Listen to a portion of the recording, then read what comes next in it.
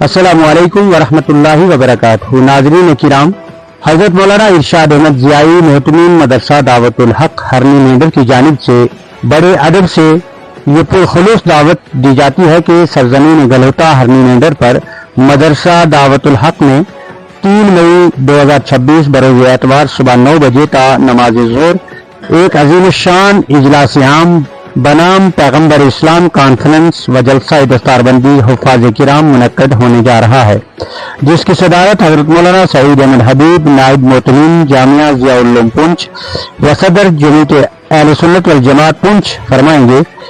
جبکہ مہمان خصوصی حضرت مولانا مفتی صغیر احمد صاحب شیخ الحدیث جامعہ مرکز المعارف بٹھنڈی تشریف فرما ہوں گے۔